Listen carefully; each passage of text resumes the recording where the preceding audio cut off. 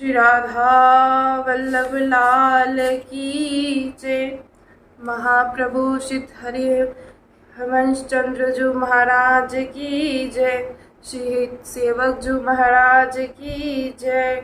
समस्त सहचरी वृंद की जय। श्री वृंदावन धाम की जय। श्री यमुना रस रानी की जय। समस्त संत हरि भक्तन की जय। श्री सद्गुरुदेव भगवान की जय। जय जय श्री राधे श्याम। जय जय श्री राधे श्याम। जय जय श्री राधे श्याम। जय जय श्री हरिवंश। श्री राधा श्री राधा।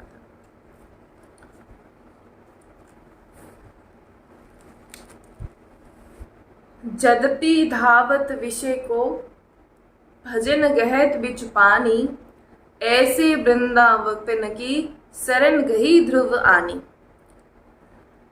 कहते हैं कि यद्यपि जो ये चंचल मन को चंचल हमेशा कहा जाता है, क्योंकि मन एक छोटे बच्चे की समान ही चंचल होता है। जैसे अगर आप एक छोटे से बालक को अगर हम कहें कि कुछ क्षणों के लिए आराम से शांति से बैठ जाएं, लेकिन ऐसा नहीं होता। वो बालक कुछ क्षणों के लिए वो आराम से बैठ सकता है और फिर उसके बाद फिर से वही वो उछलना कूदना प्रारंभ कर देता है, क्योंकि चंचल है, बालक चंचल है। ऐसे ही मन को भी चंचल कहा गया है।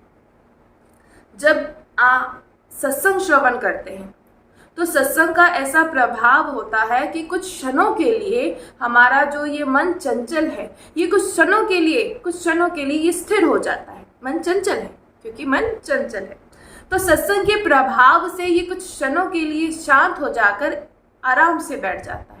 लेकिन फिर से वो प्रयास करता है, फिर से जैसे वो छोटे से बालक को डांट कर बिठा दिया जाए तो वो कुछ क्षणों के लिए तो बैठ सकता है, लेकिन वो हमेशा ऐसे नहीं बैठ सकता। वो फिर से ऐसे प्रयास करेगा फिर से, ताकि वो फिर से शरारत कर पाए, फिर से उछल कूद वो कर पाए। ऐसे ही हमारा मन। तो कहते हैं, ध्रुवदास जी कह रहे हैं कि यद्यपि चंचल मन विषयों की ओर दौड़ता है, तथापि वृंदावन का भजन रस उसे बीच में ही हाथ पकड़कर संभाल लेता है। श्रीधाम वृंदावन का ऐसा प्रभाव है कि जब जब हमारा ये चंचल मन जब संसार की ओर भागता है, विषयों की ओर भागता है, लेकिन वृंदावन का जो भजन रस है उससे बीच में हाथ पकड़कर उसे संभाल लेता है। जैसे हम अगर कहीं फिसल रहे हों, कोई हमें पकड़ ले तो हम संभल जाते हैं, गिरने से बच जाते हैं। ऐसे ही वृंदावन का भजन रस है। जब अगर हमारा मन विषयों की ओर भागता है, लेकिन हमारा मन कुछ समय के लिए जब भागने का प्रयास करता है, लेकिन वृंदावन का जो भजन रस है वो उससे उसी समय उसे संभाल लेता है। तो कहते हैं ध्रुवदास जी, मैंने ऐसे ही वृंदावन का कि इस कृपा में श्री वृंदावन का मैंने दृढ़ता पूर्वक आश्रय ले लिया है। क्यों कहा जा रहा है बार बार कि वृंदावन का वास क्यों कहा जा रहा है? क्योंकि वृंदावन का भजन रस बार बार उस चंचल मन को संभाल लेता है। जैसे उस छोटे से बालक को जो भागता है बार बार, उसे संभाला जाता है, उसे डांट कर संभाला जाता है, ऐसे ही जो हमारा चंचल मन है जब विषयों की ओर भागता है तो वृंदावन का भजन रस उसी समय उसे संभाल लेता है। आप देखिए जरा, मन जब भी हम यहाँ होते हैं श्री धाम वृंदावन में, कई बार ऐसा होता है कि अगर मन भटके भी, लेकिन वृंदावन का ऐसा प्रभाव है, वृंदावन के भजन रस का ऐसा प्रभाव है कि हमें वो संभाल लेता है। इसीलिए बार बार कहा जा रहा है कि वृंदावन का दृढ़ता पूर्वक आप आश्रय ले लीजिए। हम जैसे भी हैं, आप वृंदावन को समर्पित हो जाएं, आप जैसे भी हैं, फिर वो वृंदावन आपको संभालेगा। और ये बात बिल्कुल सत्य है। क्यों घबराता है साधक वृंदावन से बाहर जाने के लिए? हमें तो भाई बहुत घबराहट होती है, क्योंकि वृंदावन ने संभाल रखा है। श्री धाम वृंदावन की ऐसी कृपा है, इतना कृपामय ये श्री धाम वृंदावन है, ये संभाल कर रखता है। यहाँ भजन करने का इतना प्रयास नहीं करना पड़ता, यहाँ भजन स्वतः हो जाता है। और वो कौन कराता है? वो श्री धाम वृंदावन स्वयं हाथ पकड़ कर कराता है। कभी मन करे नहीं ऐसा हो तो बैठ कहीं भी, हम कहते हैं आप कहीं भी, कहीं ना कहीं ऐसा संग मिल जाएगा कि आपका भजन अवश्य होगा ही होगा।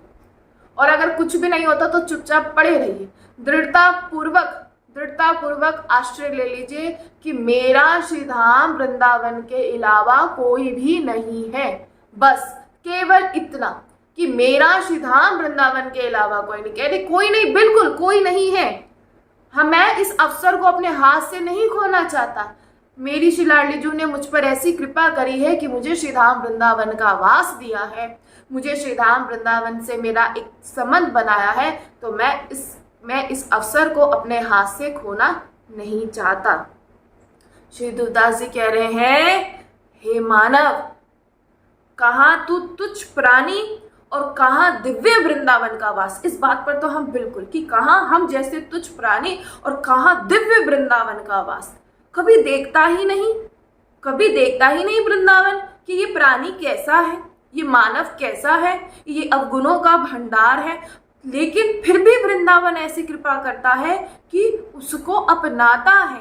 तो हमें तो सच बता रहे, ये बात तो हम मानते हैं, इसे हम स्वीकार करते हैं कि कहाँ हम जैसे तुच्छ प्राणी और कहाँ दिव्य वृंदावन को वास। बड़ी कृपा है श्री लाडली जी की। कितना अच्छा सुयोग बना है। तो कहते इस बात को मन में विचार कर अपनी चतुराई को छोड़ दें और वृंदावन का वास करें। इस मन की चतुराई को छोड़ दीजिए। ये मन आपको भगाएगा, धाम में भी आपको वो कोशिश करेगा आपको यहाँ से भगाने की, पूरा प्रयास करता है। मन बहुत चंचल है, ये बार बार प्रयास करता है, ये कभी स्थिर होना ही नहीं चाहता। ये बार बार विषयों की मांग करके हमें बार बार हमारे प्रभु से दूर कर देता है, लेकिन हमें दूर नहीं होना। इसकी चतुराई को कहते मन की चतुराई, अपनी जो ये चतुराई है इसे छोड़ दीजिए और दिव्य वृंदावन का वास को आप स्वीकार करें। विषयों का त्याग करें, त्याग कर दीजिए विषयों का, और विषय सुख रूपी कोड़ी के बदले अमोल रतन रूपी वृंदावन को प्राप्त करो। ये जो विषय देखिए, जितने भी यहाँ संत हैं, जितने भी यहाँ साधक हैं, जो वास्तविक में जिनका लक्ष्य, क्योंकि यहाँ सब प्रिया प्रीतम को ही पाने के लिए आते हैं, तो कहते संसार के सुखों को, संसार के विषयों को कैसे त्याग दिया? वमन के समान। जैसे वमन कर दिया जाए तो दोबारा उससे पलट कर देखा नहीं जाता, ऐसे ही कई ऐसे भक्त हुए हैं जिन्होंने वमन के समान संसार के विषयों को त्याग दिया, दोबारा पलट कर नहीं देखा। और ऐसा नहीं कि उनके पास नहीं था, ऐसा नहीं।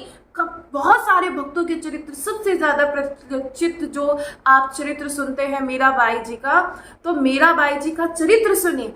जानते हैं आप, कौन नहीं जानता, पूरा जानता है, पूरा विश्व जानता है मीरा जी के बारे में, पूरा हिंदुस्तान जानता है मीरा जी के बारे में, भारत देश जानता है मीरा जी कितने बड़े कुल से और क्या नहीं था मीरा जी के पास, लेकिन कहते सब त्याग दिया। कैसे त्याग दिया?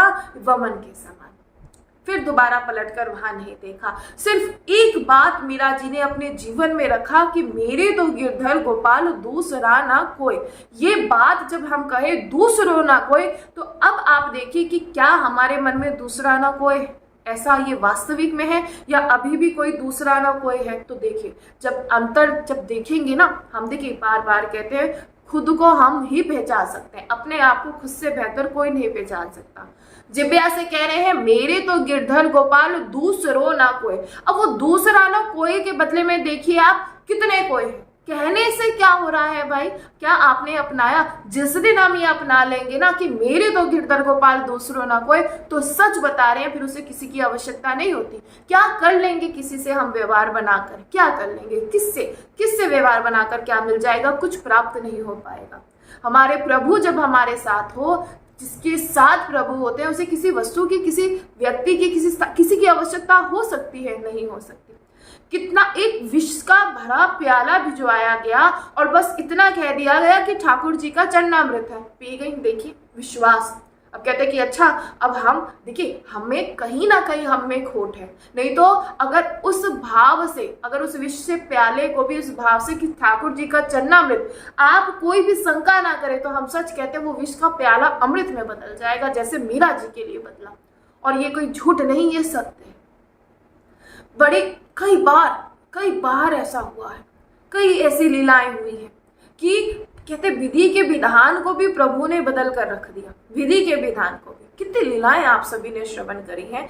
तो ये सब श्रवण करने से क्या पता लगता है? यही तो पता लगता है कि सब कुछ कर सकते हैं प्रभु, लेकिन अपने भक्त का मान कभी टलते नहीं देख सकते, जिसका साथ प्रभु सब कुछ दे सकते हैं। एक बात जीवन में ध्यान रखिएगा, प्रभु सब कुछ दे सकते हैं, अगर नहीं दे सकते तो अपना प्रेम, क्योंकि जिनको ये अपना प्रेम दे देते हैं उनके इनको हमेशा अधीन होकर रहना पड़ता है।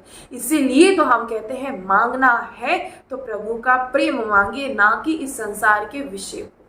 कई आज तो ये समय कलयुग का प्रभाव है, ऐसा जो चल रहा है कि खूब सारी कथाएं हो रही हैं, खूब सारे सत्संग हो रहे हैं, खूब प्रभु के नाम का गुणगान हो रहा है, लेकिन उसका उद्देश्य देखिए क्या है। उसका उद्देश्य देखिए, उसका उद्देश्य कहीं ना कहीं कई ऐसे जन होते हैं जो अपने नाम के खातिर, जो वो संसार के कुछ, देखिए हम तो कहते हैं कौड़ी के भाव होते हैं, ये जैसे कौड़ी होती है ना, एक हम कहते हैं ये तो हमारे कौड़ी के समान है, ऐसे ही जो संसार के ये जो विषय होते हैं ना, ये कौड़ी के समान होते हैं, क्योंकि इससे प्रभु की प्राप्ति नहीं होती। इससे आप अपने विषयों की मांग को तो पूरा, विषय के तो उसकी मांग को आपने पूरा कर लिया, लेकिन ऐसे प्रभु की प्राप्ति नहीं हो पाती। हम सोचें कि ये इन पर बड़ी कृपा है, कई बार हम ऐसा सोचते हैं इन पर बड़ी कृपा है कि प्रभु ने खूब, देखिए भजन करते हैं, प्रभु ने खूब अच्छे इन्हें सब सुख दे रखे हैं। तो देखिए ये जो सुख प्रभु देते हैं ना, ये अपने से दूर करने के लिए देते हैं। एक जो जैसे एक छोटा से बच्चे को वो दे देते हैं ना, प्लास्टिक के वो खिलौने देते हैं चुनचुना, तो उसको वो खेल खेल कर प्रसन्न होता रहता है। ऐसे ही उन विषय सुख को भोगते विषयों को भोगते वो जीव सोचता है कि मुझे मेरे भजन का परिणाम मिल रहा है। देखिए इसे तो भजन का परिणाम नहीं कहते, इसे भजन का फल नहीं कहते। भजन का फल, पहली बात तो साधक अपने भजन का फल चाहता ही नहीं, वो तो बस एक ही बात चाहता है कि कभी भी हे नाथ मैं कभी आपको भूलूं नहीं। मेरे लिए सबसे बड़ी विपत्ति कौन सी हो, जब मैं आप एक क्षण के लिए भी आपको भूल जाऊं। जरा सा सुख आते ही बड़े प्रसन्न हो जाते हैं। आज एक अच्छा अवसर मिल गया या आज अच्छा कुछ प्राप्त हो गया तो बड़े खुश हो जाते हैं, बड़े प्रसन्न हो जाते हैं। ये प्रभु की ही माया है, इसमें फंसे उलझिए, हम उलझ रहे हैं, सच बता रहे हैं। खुश हो जाते हैं, मत होइए खुश, फेंक दीजिए ऐसों को। नहीं खुश, हमें तो जब भी खुश होंगे जब आप हमें मिलेंगे। क्या आज ऐसा उत्सव, आज वो उत्सव, ये बहुत आप प्रसन्न हो रहे हैं, क्या ऐसे प्रभु की प्राप्ति हो जाएगी? जरा हमें बताइए कैसे ऐसे प्राप्त हो जाएगी। बड़ा आनंदित हुए, आज बहुत सुंदर बहुत बड़ा हमने आज कथा करवाई, बहुत बड़ा काफ़ी अरबों करोड़ों पता नहीं कितने खर्च करके हमने कथा कराई। क्या पाया आपने, क्या पाया बताइए कि हमने कराया, हमने बहुत सुंदर कराया। देखिए हम बार बार कहते हैं, जो हम आपको यहाँ भागवत कथा कराने के लिए निषेध नहीं बताइए, निषेध नहीं है। भागवत कथा तो श्रवण करना बहुत ज़रूरी है, बहुत ज़रूरी है। धुंधकारी जो था, जो श्रीमद् भागवत के पहले अध्याय में ये आता है, जो धुंधकारी था उसका ये भागवत कथा सुनकर ही उसका उद्धार हुआ, प्रभु का धाम मिला। बिल्कुल श्रवण करना चाहिए, लेकिन सबसे बड़ी बात कि जो वक्ता है वो क्या, उसकी कोई, अगर वो किसी लालच के उद्देश्य से हो रही है तो उसका प्रभाव किसी पर नहीं पड़ता। और आज के समय में ऐसा हो रहा है। तो हम आप सभी से ही कहना चाहेंगे, प्रभु ने कभी नहीं कहा, कभी भी नहीं कहा, ऐसा कहीं ये नहीं कहा कि अगर आप उन्हें हजारों की या लाखों की पोशाक पहनाएं तो वो आपसे खुश हो जाएंगे। प्रभु ने ऐसा कभी नहीं कहा। आप प्रभु को अभाव से, चाहे एक बहुत ही जितना हम कर सकते हैं वैसा भी आप उन्हें पवाएं, वो तब भी आपसे रीझ जाते हैं। कई बार ऐसा होता है, हम दुखी होते हैं कि नहीं ऐसा नहीं, हम प्रभु की ऐसी सेवा नहीं कर पा रहे हैं। कभी किसी के यहाँ जाकर देखते हैं कि वो प्रभु के बहुत सुंदर सा वो कुंज बनाता है, बहुत सुंदर से उसे सजाता है, तो आपको ऐसे दुखी नहीं होना। हाँ, एक ऐसा भाव होना चाहिए कि हमारा भी अगर आपका मन बिल्कुल प्रभु को समर्पित है, आप समर्पित हैं प्रभु को, अगर आपने मानसिक भी सोच लिया ना कि मैं अपने प्रभु को, जैसे आप बाजार गए, आपने बाजार में देखा, आपको बहुत सुंदर पोशाक नजर आई, बहुत सुंदर। अब हमारे पास अर्थ नहीं है, क्योंकि भाई अर्थ के बिना तो कोई नहीं देगा, कोई हमारे यहाँ भाव का कोई वो थोड़ा ना कर सकता है। वो सच बता रहे, एक भक्त के भाव का जो तोल है, जो कहते हैं जो उसका मोल है, वो प्रभु ही चुका सकते हैं और कोई नहीं चुका सकता। अब आपको एक पोशाक बड़ी सुंदर नजर आई, अब आपका मन हुआ कि मैं ये पोशाक अपने प्रभु को, अपने प्रिय प्रीतम को मैं ये पोशाक पहनाऊं। अब हमारे पास अर्थ नहीं, लेकिन केवल आपने इतना सोचा ना, मानसिक सोचा कि मैं अपने काश में ऐसी पोशाक मेरे प्रभु धारण करे, उसी समय वो स्वीकार कर लेते हैं, उसी समय। सिर्फ एक मन में भाव होना चाहिए। आप नमक से प्रभु को, हमारी कुटिया में हमारे पास सिर्फ नमक से हम प्रभु को पवा सकते हैं, सिर्फ मधुकरी करके हम प्रभु को पवाते हैं।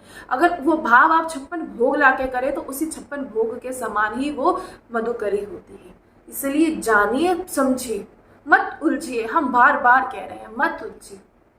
हमारा हर समय जो ध्यान, हर समय चिंतन हमारे प्रभु का हो, और इसे ही भजन कहते हैं, इसे ही कहते हैं। इसलिए आप सभी जानिए, और हम बार बार कह रहे हैं कि श्री धाम वृंदावन के वास को मत ठुकराइए। प्रभु ने बड़ी कृपा आप सभी पर करी है, बड़ी कृपा। इसलिए जानिए, और इसको कहते, इस कृपा को, इस अवसर को ना खोए, बार बार कहा जा रहा है। और श्रीपाद प्रबोधानंद जी कह रहे हैं कि बहुत ही अद्भुत महिमा वाला श्री धाम वृंदावन है। अगर यहाँ यदि कोई लेश मात्र संबंध भी अगर श्री धाम वृंदावन से अगर किसी का हो जाए, तो उसी लेश मात्र संबंध की गंध से उसके हृदय में श्री धाम वृंदावन के वास के प्रभाव से वो उसे भी उसी प्रेम में डुबो देगा। आप यहाँ किसी से भी लेश मात्र भी संबंध कर लीजिए, जरा सा भी, कि श्री धाम वृंदावन में किसी से आपने संबंध बना लिया कि ये मेरा या कुछ, कि हम इनके पास किसी भी, उसका जब आपको चिंतन होगा ना, तो आप भी उसी प्रेम रस में डूबेंगे। और ये बात कि प्रेम रस में तो क्या दूर की बातें, कहते प्रेम समुद्र में आप डूब जाएंगे। क्यों? क्योंकि जब श्री धाम वृंदावन से आपका थोड़ा सा संबंध होगा तो आप यहाँ जरूर आएंगे, जब किसी से आपका संबंध होगा। और जब यहाँ आएंगे तो आपको जरूर ऐसा अवश्य होता है कि संतों से मिलन अवश्य होता है। आप देख लीजिए, जब भी आप श्री धाम वृंदावन आते हैं, संतों का दर्शन होता है, और जब किसी से यहाँ संबंध होता है तो आपको संतों के दर्शन, संतों से मिलन आपका अवश्य होता है, रसिक जनों का संग होता है, और ऐसा अवश्य होता है। और जब संतों से आपका मिलन होगा, जब आप सभी संतों से मिलेंगे, रसिक जनों से मिलेंगे, तो उसका प्रभाव आपके चित्त पर पड़ेगा। और ये देख लीजिएगा, अवश्य होता है। श्री धाम वृंदावन में जब हम आते हैं, रसिक जनों का संग करते हैं, तो ऐसा प्रभाव अवश्य होता है कि जब हमारा हृदय जो है, कहते प्रेम रस तो दूर, प्रेम समुद्र में डूब जाता है। कई बार इतने साधक हम आपको दिखाएंगे, कभी मतलब बहुत सारे, कि जो एक बस वृंदावन से जैसे होता है दर्शन करने के लिए आए, लेकिन ऐसा प्रेम रस में डूबे कि यहाँ से गए ही नहीं। कई ऐसे जन हैं, वो संसार के ये रंग राग से विलग होकर वो वृंदावन का, अखंड वृंदावन का वास उसे प्राप्त हो जाता है, और वो कर लेता है, वो कहीं नहीं फिर जाता। तो ये सब संग से ही होता है। वो देखते हैं कि कैसे संत डूबे हैं, कैसे प्रिया प्रीतम को प्रेम लड़ा रहे हैं, और प्रिया प्रीतम कैसे उन्हें प्रेम कर रहे हैं। बड़ा अद्भुत ही दृश्य होता है।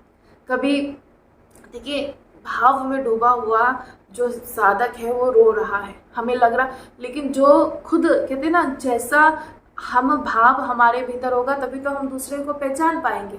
अब क्या बात हो जाती है, हम हैं संसारी जीव।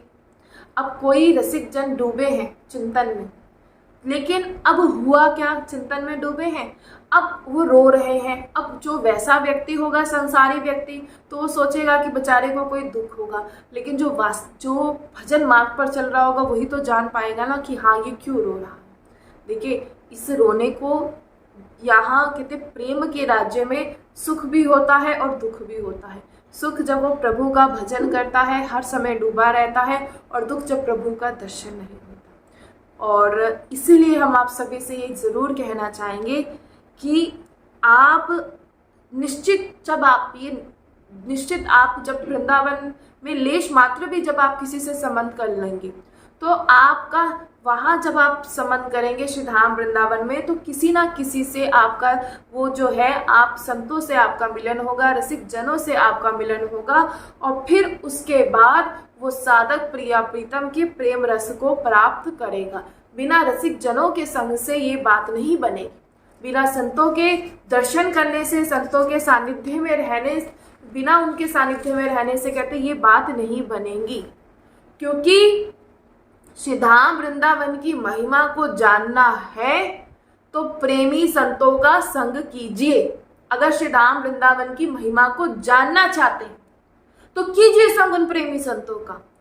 बिना प्रेमी के संतों के संग किए बिना वृंदावन में रहते हुए आप वृंदावन के सुख का अनुभव नहीं कर सकते। एक है श्रवण करना, दूसरी बात है श्रवण करके कुछ समय के लिए उस रस में डूब जाना। लेकिन जब तक आप यहाँ नहीं आएंगे तब तक भाई आप नहीं उस प्रेम रस को प्राप्त कर पाएंगे। बिना सत्संग किए, बिना वृंदावन की महिमा सुने आप वृंदावन के प्रेम रस को प्राप्त नहीं कर पाएंगे। ये बात आप ध्यान रख लीजिए। जो वृंदावन से थोड़ा सा भी संबंध रखता है उसको निश्चित ही सत्संग मिलेगा ही मिलेगा। जो वृंदावन से थोड़ा सा भी संबंध रखता है उसे सत्संग मिलेगा, उसको संत का सत्संग यानी संतों का संग उस पर ऐसा प्रभाव होगा कि उसके हृदय में भी श्री धाम वृंदावन की महिमा जागृत होगी और उसे वो प्रेम रस प्राप्त होने लगेगा। और फिर उसका भी एक दिन निश्चित ही श्री धाम वृंदावन का अखंड वृंदावन वास उसे प्राप्त हो जाएगा। और वास के प्रभाव से देखिए जरा, श्री धाम वृंदावन के वास का प्रभाव इतना है कि उसकी समस्त वासनाएं नष्ट हो जाती हैं और दिव्य रस में उपासना प्रारंभ हो जाती है। जब श्री धाम वृंदावन में वो आता है, श्री धाम वृंदावन में रसिकों का संग करता है। बिना यहाँ संग से, बिना यहाँ आए कोई बात नहीं बनेगी। ये हमें पता नहीं कैसे बुद्धि के लोग हैं जो रोज सुनते हैं और प्रार्थना भी होती है लेकिन अपने मन को नहीं छोड़ते हैं, फिर मन वही भागते हैं। थोड़ी देर श्रवण किया, सत्संग श्रवण कर लिया, ठीक है, लेकिन उसके बाद फिर थोड़ा सा प्रभाव रहता है, फिर उसी में फंस जाते हैं। देखिए बार बार कह रहे हैं आप जीवन, जैसे ये सत्संग है ना, ये सिर्फ 1 घंटे का होता है, इसको आप ज़्यादा देर तक श्रवण नहीं कर पाए। और यही अगर कोई आप कुछ और संसार की चर्चा हो या विषयों की चर्चा हो, विषयों की मांग हो या संसार में और कुछ भी ऐसा जो आप देखते हैं उसमें आप घंटों क्या न जाने कितना समय, हम तो कहते हैं 3-4 घंटे भी आप देख लें तो आपको ऐसा नहीं लगता कि आपने समय नष्ट किया। देखिए कितनी बड़ी दुर्गति होती जा रही है मनुष्य की। जो सत्संग उसे श्रवण करना चाहिए वो 10 मिनट भी श्रवण नहीं कर सकता, 10 मिनट भी श्रवण नहीं कर सकता, क्योंकि ये मन है, वो मन कभी भी नहीं चाहेगा कि वो प्रभु की और बढ़े। और अभी आपसे कोई कह दिया जाए कि भाई जरा जाओ, वो क्या बोलते हैं, नई कोई फिल्म है वो बनी है, वहाँ जाकर देख कर आओ, या कोई ऐसा आया है, कोई ऐसा जो कुछ लोग आपस में बैठकर कुछ लोगों की निंदा करते हैं, तो उसमें तो आप बहुत देर तक समय आपका व्यतीत हो जाएगा, लेकिन सत्संग में नहीं होगा।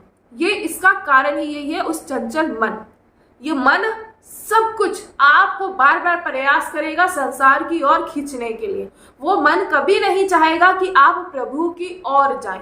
वो मन कभी नहीं चाहेगा कि आप सत्संग श्रवण करें, क्योंकि वो जानता है जैसे ही आप सत्संग श्रवण करेंगे और उस सत्संग का ऐसा प्रभाव होगा कि वो मन को मारेगा ही मारेगा। जैसे हमें कोई रोग हो तो हम वैद्य के पास जाते हैं, वो हमें औषधि देता है, तो औषधि देने के साथ साथ वो हमें क्या बताता है, परहेज बताता है कि भाई ऐसा मत खाना, वैसा मत करना, ऐसा मत खाना। ऐसे ही जब सत्संग आप श्रवण करते हैं तो हम आपसे कहते हैं सत्संग एक ऐसी औषधि है जो आपके रोगी है, हम सभी याद रखिएगा रोगी है, और सत्संग एक ऐसी औषधि है जो सबके रोग को नष्ट कर देती है। और इसके साथ परहेज क्या है कि विषयी पुरुषों का, जो विषयी लोग हैं, जीव हैं, उनका संग त्याग दीजिए। संग बिल्कुल त्याग दीजिए। जिसकी जिह्वा पर नाम ना हो, जो प्रभु का भजन ना करता हो, ऐसों का बिल्कुल संग त्याग दीजिए। क्यों? क्योंकि वो मनुष्य नहीं है जो प्रभु का भजन नहीं करते, जिसकी जिह्वा पर प्रभु का नाम नहीं है। और जो कहे कि वृंदावन क्या है वृंदावन, ऐसे जनों का भी संग बिल्कुल त्याग दीजिए। देखिए, ये जब दुर्गति होती है ना, तो तब छोड़ते हैं। जब अब क्या होता है, कह दिया जाए कि भाई वृंदावन वास करो, तो क्या कहते हैं कि भाई अभी बहुत सारे काम है। कह दिया जाए भाई सत्संग श्रवण करो, कहते हैं अरे सत्संग श्रवण करें या हम अपने सारे जो कार्य है वो करें।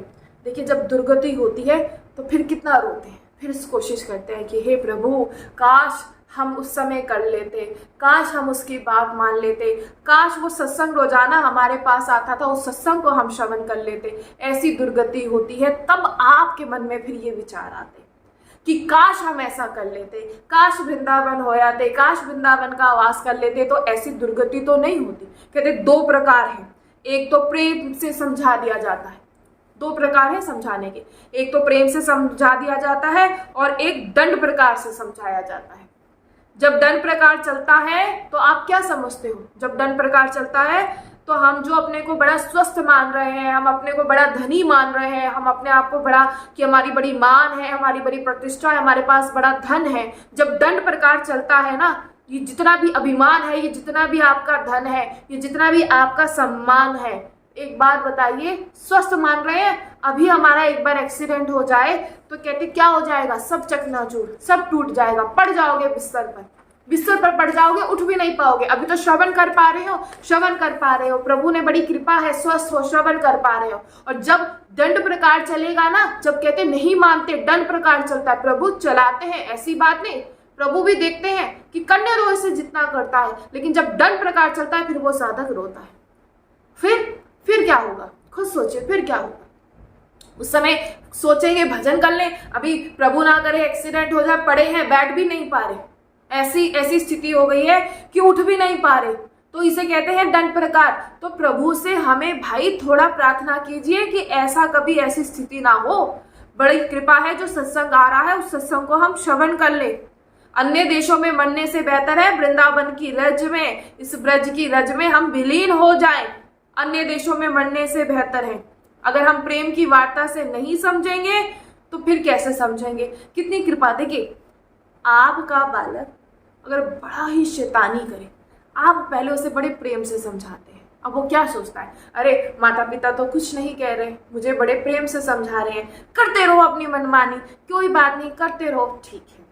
अब माता पिता को बड़ा गुस्सा आता है, फिर क्या करते हैं, जब बालक नहीं मानता तो आप क्या करते हो, उसकी पिटाई लगाते हो, और फिर वो बालक चुपचाप बैठ जाता है। और ठीक ऐसा ही हमारे साथ अभी प्रभु बड़े प्रेम से समझा रहे हैं, सत्संग दे दिया ना, तो प्रभु बड़ी प्रेम से समझा रहे हैं कि भाई समझ जा, समझो, हम ऐसे ऐसे कार्य करते हैं, हम कभी किसी का, कहते हैं हमने आज तक कभी अपराध नहीं किया, अनजाने या जाने में हम बहुत सारे अपराध करते हैं, बहुत सारे।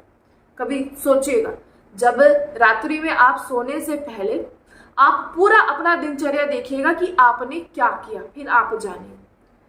आप किसी को कभी ऐसे शब्द बोल देते हैं, कभी ऐसे शब्द बोल देते हैं कि उसे बेचारे को बड़ा आघात होता है, तो इसे भी अपराध ही कहते हैं। कभी किसी का गलत कर देते हैं, निंदा कर देते हैं, किसी का, ये बहुत सारे अपराध है जो हम जाने या अनजाने में करते हैं, लेकिन उन सबसे बचिए।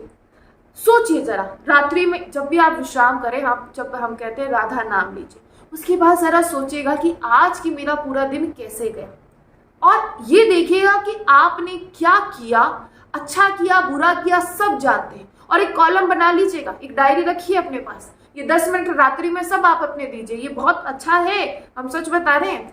10 मिनट दीजिए अपने आप को, बना लीजिए एक डायरी, और उसमें खींच दीजिए एक लकीर, एक में अच्छे कार्य लिखिए और एक में लिखिए बुरे कार्य। हम सच बता रहे हैं, देख लीजिएगा कि कौन सी लिस्ट ज़्यादा होगी, किसका कॉलम ज़्यादा भरा होगा, देख लीजिएगा। जाने या अनजाने में हमसे ऐसे अपराध हो रहे हैं। काल किसी पर भी रहम नहीं करता, इंतजार कर रहा है काल कि कब आपको नोच ले, इंतजार कर रहा है। एक जैसे एक सर्प है, वो देख रहा है, हमें देख रहा है, हम भी देख रहे हैं, हम सोच रहे हैं कि हम बच जाएंगे, नहीं, अगर उसे हमें उस सर्प को अगर वो हमें अगर हमें वो डसना चाहता है तो वो डसेगा ही डसेगा। वो हम पे रहम नहीं करेगा। वो बिल्कुल रहम नहीं करेगा कि आपके 2 बच्चे हैं। वो बिल्कुल रहम नहीं करेगा कि आपने ना, वो बिल्कुल रहम नहीं करेगा, बिल्कुल भी। लेकिन अगर कोई लाठी लेकर आ जाए उस सर्प को भगाने के लिए, उस समय कोई भी नहीं है वहाँ, आप खड़े हैं, सर्प आपके सामने है, वो नहीं देख रहा आप पे अभी इतनी जिम्मेदारियां हैं, वो नहीं देख रहा कि आपके घर में इतने लोग हैं जो आप पर डिपेंड करते हैं, वो कुछ नहीं देख रहा। और अब वो बस डसने जैसे ही जा रहा हो, कोई आ जाता है बचाने के लिए लाठी लेकर और सर्प को मारते, वो बात अलग है। लेकिन वो लाठी कब आती है बचाने के लिए? वो लाठी जब भी आती है बचाने के लिए जब हम प्रभु का नाम जपते हैं। जो कहता है कि हे नाथ मैं आपका, जो कहता है कि हे प्रभु मैं आपका, आप मेरे, तो हर समय उस काल से प्रभु बचाते हैं। हर समय, हर समय उस काल से प्रभु बचाते हैं। इसीलिए हम कह रहे हैं होश में रहिएगा, मत कोई अभिमान कीजिएगा। एक क्षण लगता है इस अभिमान को चकनाचूर होने में। अगर संत आपको समझा रहे हैं, सत्संग आपको समझा रहा है, तो समझ जाइए, रुक जाइए, सोचिएगा जरा कि ये बात क्यों कही गई। सोचिएगा जरा, कुछ क्षण के लिए आराम से बैठिए और ये सोचिए आप जा चुके हैं। सोचिए जरा कैसे घबराहट हो जाता है, घबराहट हो जाती है। रोड पर जा रहे हैं, हो गया एक्सीडेंट, कोई नहीं बचा, हो गया एक्सीडेंट, अब क्या बचा? कुछ भी नहीं। ना भजन किया, ना अपनों के लिए कुछ कर पाए। अगर आप भजन करेंगे, अगर ऐसा कुछ हो भी, क्योंकि कोई अमृत पीकर नहीं आया है भाई, कोई अमृत पीकर नहीं आया, सबको जाना है, सबको जाना है, कोई अमृत पीकर नहीं आया। लेकिन जो प्रभु का नाम जप करता है, अगर उसे कुछ हो भी जाए तो प्रभु उसके परिवार की पूरी रक्षा करते हैं। क्यों? क्योंकि उसके भजन का प्रभाव पूरे उसके परिवार पर होता है। हमसे कई जन कहते हैं कि हमारे परिवार वाले बड़े विरोधी हैं, भजन नहीं करने देते। तो हम आप सभी से यही कहना चाहेंगे, कौन आपके भीतर भजन चल रहा है, नाम जप चल रहा है, कोई आपसे छीन सकता है? कोई आपसे कह सकता है कि भीतर भाई नाम जप क्यों कर रहे हो? हम दिखाएं क्योंकि हम नाम जप करते हैं। कई ऐसे जन हमने देखे हैं, सेवा करते हैं, भजन करते हैं, छुप के करते हैं ताकि कोई देख ना पाए। और कई ऐसे जन हैं जो भजन, इतना सा भजन करते हैं, बस ऐसे देखते हैं, माला हाथ में होती है, देखते हैं, रो रहे हैं तो देखते हैं कि सामने वाला व्यक्ति देख रहा है या नहीं। अरे ये क्या है? इसे आप दिखावा ही तो कहते हैं। अरे वो तो देखिए, जो भाव होता है वो अपने आप प्रकट हो जाता है। और एक भक्त तो कभी चाहता ही नहीं कि मेरे भाव को कोई समझे। वो तो जिसे समझना है वो तो उसे समझाने के लिए वो समझ जाते हैं, वो थोड़ा ना होता। हम कई बार ऐसा देखते हैं, हमें बहुत अजीब सा लगता है। आंसू आ रहे हैं, अरे कोई देखे, कौन देखेगा, क्या देखेगा? सब अगर आप भक्त के सामने रोएंगे वो तो क्या बोलेगा? अरे भैया ड्रामे हैं, यही तो बोलेगा ना।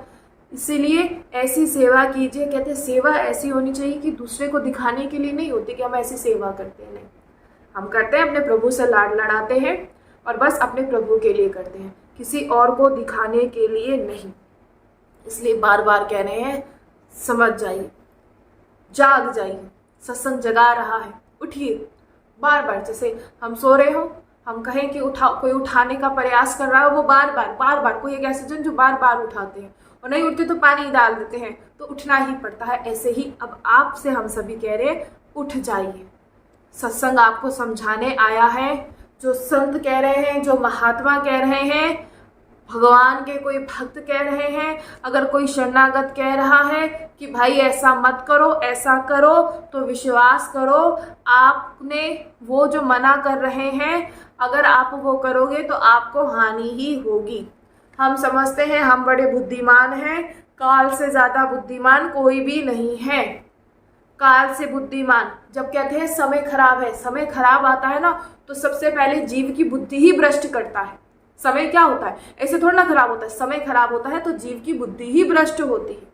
जितने भी कार्य होते हैं, जब बुद्धि भ्रष्ट होती है तभी तो सब उल्टे कार्य होते हैं ना, या कुछ ऐसा कोई वो, ऐसा तो कुछ नहीं, बुद्धि भ्रष्ट होती है। इसलिए ये बुद्धि भ्रष्ट ना हो, प्रभु का नाम जप करते रहिए, सत्संग श्रवण करते रहिए कि आपकी बुद्धि, हमारी बुद्धि भैया कभी भ्रष्ट ना हो पाए। हमेशा प्रभु का भजन करते रहें।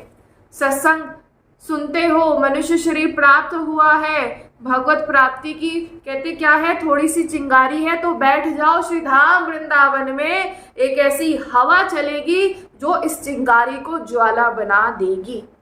बैठ जाइए श्री धाम वृंदावन में। छोटी सी चिंगारी को एक जब वृंदावन में बैठेंगे तो ऐसी हवा चलेगी कि कब ज्वाला बन जाएगी। ये जो सत्संग का प्रभाव है, ये भगवत प्राप्ति की आग को जलाना प्रारंभ कर देता है। क्यों मन में देखिए सत्संग श्रवण करते हैं, बार बार कहते आता है ना कि नहीं भाई आज से नहीं, आज ये बात सुन ली, आज से नहीं। क्यों? क्योंकि आग जलना प्रारंभ हो जाती है, छोटी सी चिंगारी लग जाती है। बस अब कोई सत्संग ऐसा मिल जाए, किसी भक्त का ऐसा संग मिल जाए और वृंदावन में वास मिल जाए, बस फिर ये तो चिंगारी कब बड़ी अग्नि में प्रज्वलित हो जाती है और फिर कभी शांति नहीं होती। इसलिए जानिए, भागते हैं, दिल्ली जाना है, कलकत्ता जाना है, यहाँ जाना है, वहां जाना है। कह रहे क्यों जाना है? अपने विषयों की मांग पूरा करने के लिए। यहाँ आकर हमें कई बार यहाँ देखिए वहां जाकर फिर से वही कार्य करना। हम कहते ठीक है वास नहीं हो पा रहा क्योंकि कृपा से होता है, बिना कृपा से नहीं। लेकिन भैया जहाँ जा रहे हो वहां फिर तो वैसे मत बनो, अपने सत्संग का प्रभाव तो लेकर जाओ। सत्संग का प्रभाव दूसरों पे भी तो होना चाहिए कि हम ऐसे हैं कि हम भाई सत्संग श्रवण करते हैं तो ऐसा प्रभाव, कोई ऐसा कहे तिलक लगा रखा है लेकिन फिर वैसे कार्य, तो क्या फायदा, क्या लाभ। इसलिए जब वृंदावन में आए हैं तो वृंदावन का प्रभाव सब जगह जाकर बोलिए, सब जाकर बताइए। कैसे बताएंगे? आपका स्वभाव से पता लगेगा। अरे कोई कहे तो सही हम ऐसे थे, आज प्रभु की ऐसी कृपा हुई, तो देखिए कितनी कृपा हुई, कहे कितनी कृपा है इस पर प्रभु की। तो ऐसा होना चाहिए। हम बार बार कह रहे हैं, इस बात को आप सभी सोचिए। बहुत समय लग जाता है, बहुत समय वृंदावन में वास करने के लिए। बहुत जीव बहुत प्रयास करता है। आप खुद देखिए कितने समय हमारा नष्ट हुआ अन्य क्षेत्रों में। हमने क्या हासिल किया, क्या किया? कुछ प्राप्त हुआ? कुछ भी प्राप्त नहीं हुआ। सारी उम्र लगे रहे और अंत में सहारा कौन हो जाता है? एक वो हमारी लाठी। जब वो ऐसी एक अवस्था होती है जिसे बुढ़ापा कहते हैं, आप देखिए सब इतने व्यस्त हो जाते हैं, आपका सहारा कौन हो जाता है? बूढ़ी लाठी, वो एक लाठी, आपका बुढ़ापा और लाठी। तो लाठी से बेहतर है कि माला को अपना सहायक बनाया जाए, कि माला, और ऐसा हम पर प्रभाव हो सत्संग का कि कभी मैं संसार की ओर फिर से ना भागूं।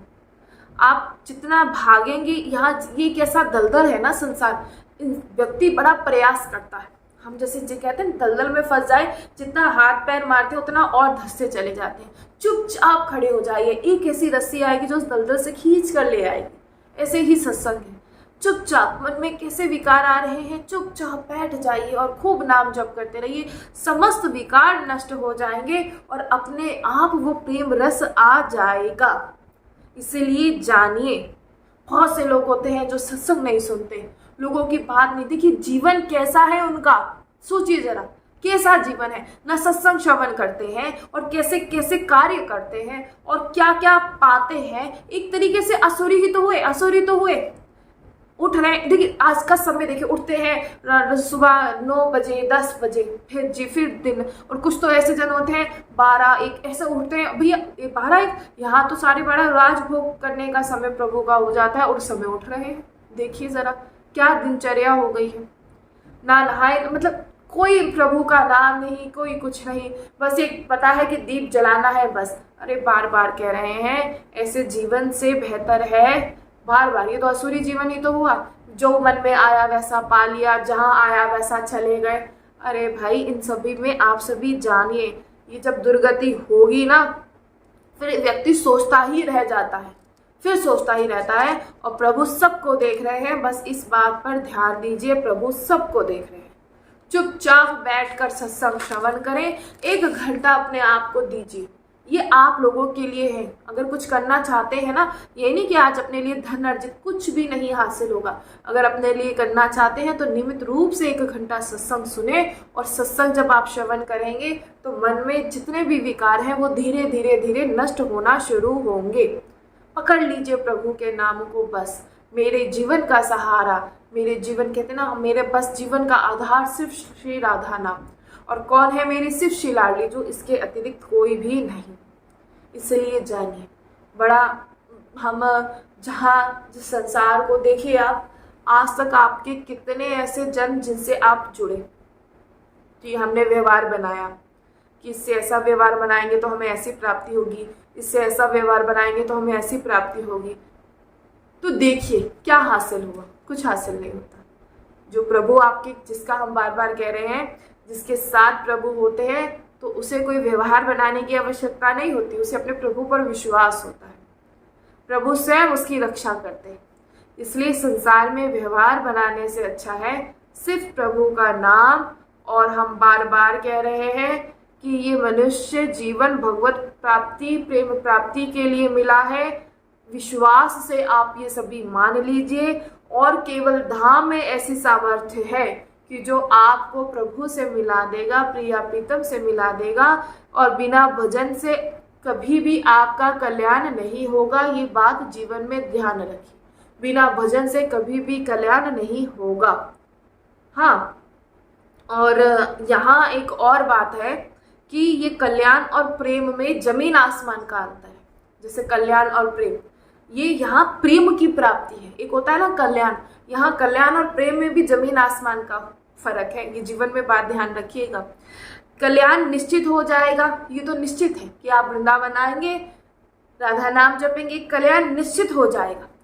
लेकिन प्रेम तो प्रेमी संतों के संग से ही प्राप्त होगा, क्योंकि प्रेम सबको नहीं मिलता। हम बार बार कह रहे हैं, बार बार कह रहे हैं, सब कुछ मिल जाए, कल्याण भी हो जाएगा। लेकिन बात यहाँ प्रेम की है। प्रेम तो प्रेमी संतों का जब संग करेंगे, रसिक जनों का जब संग करेंगे, तभी हो पाएगा। और प्रेम की जो स्थिति होती है, जब प्रभु का प्रेम प्राप्त होता है, हम बार बार कह रहे हैं, वहाँ कोई व्रत, कोई तप, कोई नियम, कुछ भी नहीं, सिर्फ प्रभु से प्रेम, सिर्फ प्रभु से प्रेम, बस। हर समय प्रभु की सेवा में, अपने श्री लाडली जी की, अपने युगल सरकार की सेवा में हर समय रहना, बस। वहाँ ही उसको, साधक को कोई ये नहीं होता कि मेरा कल्याण, नहीं, मोक्ष भी नहीं, कुछ नहीं, वो तो बस सेवा में रहना चाहता है। ये प्रेम की बात है। कहते हैं ना, प्रेम की बात है उधो कोई क्या समझे कोई क्या जाने, मेरे और मोहन की बात है, या तो मैं जानूं या वो जाने। सिर्फ हम जानते हैं, एक प्रेमी प्रभु जानते हैं, और वो प्रेमी जन जानता है हमारा भाव क्या है, कैसे नहीं है। और हमें बड़ा अच्छा लगता है कि जब हम ऐसे ऐसे हमारे साथ जो देखिए, आप सभी प्रभु के जन हैं, और जब ऐसा होता है कि जब यहाँ आते हैं तो मिलते, तो बहुत सारे जैसे ऐसे जन हैं, हम कभी नाम नहीं, क्योंकि किसी के भाव को ऐसे प्रदर्शित नहीं करना चाहिए, लेकिन बहुत ऐसे ऐसे दूर रहते हैं, भागे आते हैं वृंदावन। और श्री जी ऐसी कृपा करती है कि वृंदावन उन्हें बुलाती, और इतना सुंदर भाव, वो खुद ही नहीं जानते कि उनका भाव कितना सुंदर है। हमारे बहुत से ऐसे, बहुत हमें उनका भाव सुनकर हमें खुद ऐसा अच्छा लगता है कि इतनी कृपा भी धाम में भी नहीं, धाम वास नहीं है अभी, लेकिन धाम में बार बार श्री जी कृपा करती हैं, बार बार धाम में बुलाती हैं। और इतना इतना सुंदर भाव है उनके कि मन हमारा बहुत ज़्यादा, हम सच बता रहे हैं, मन करता है कि इन्हें दंडवत प्रणाम करें, सच बता रहे, हमें हमारा मन करता है कि हम इनको प्रणाम करें। इतना सुंदर भाव। और श्री जी ऐसे चिंतन में, अब हम नाम किसी का नहीं लेंगे, हमारे जैसे श्री जी हैं, और श्री जो भी यहाँ नहीं होते लेकिन बता देते हैं कि आज ऐसा, मतलब हमें बढ़ा के श्री जी देखिए उनके चिंतन में, क्योंकि उनका हर समय जिह्वा पर नाम है, और श्री जी उनको आ रही है, उनको दिखा रही है, तो हमें बड़ा आश्चर्य होता है। देखिए, और ये वैसे कोई आश्चर्य वाली बात नहीं, ये तो प्रेम की बात है। एक प्रेम की बात एक प्रेमी जन ही जान सकता है, जो प्रेम करना जानता है। बाकी कैसे, बाकी सब कैसे जानेंगे, नहीं जानेंगे। उन्हें तो फिर तो ऐसी ऐसी लीलाएं होती हैं, तो हमें सुनकर हम सच बता रहे हैं, और ऐसा होता है। आप भी जब श्री राम वृंदावन आएंगे, रसिक जनों का संग करेंगे, तो आपके साथ भी ऐसा अवश्य होगा, ये आप देख लीजिएगा। बड़ी कृपा होती है श्री लाडली जी की, बड़ी कृपा होती है। और धाम में ऐसा सामर्थ्य है, हम बार बार कह रहे हैं, धाम में इतना सामर्थ्य है कि आपके हृदय में वो प्रेम रस जगा ही देगा, आपको प्रेम रस प्राप्त हो ही जाएगा। इसलिए नियमित रूप से श्री राम वृंदावन आते रहे, प्रभु से प्रार्थना करें कि अगर वो दे तो आपको अपना प्रेम दे, बस, इसके अतिरिक्त कुछ नहीं। और फिर देखिए कैसी कृपा आप सभी पर श्री धाम वृंदावन की होती है, श्री लाडली जी की होती है, और श्री धाम वृंदावन कैसे आपको वो प्रेम रस प्राप्त कराता है। और आप सभी से हमारी प्रार्थना है, इस सत्संग को नियमित रूप से सुने। ये आपके ही, हम बोले कल्याण, ठीक है, अभी तो कल्याण है, और जब वृंदावन वास हो जाएगा तो फिर वो प्रेम रस प्राप्त होगा। अभी तो कल्याण की दृष्टि से ही कर लीजिए, सुनिए, सत्संग श्रवण करें, जिब्या पर राधा नाम लिखे और फिर देखिए कैसी कृपा श्री लाडली जो आप सभी पर करती है। और बार बार यही कहेंगे, श्री धाम वृंदावन आप सभी अवश्य आए श्री धाम वृंदावन, यहाँ आकर रसिक जनों का संग करें। श्री राधा वल्लभ लाल की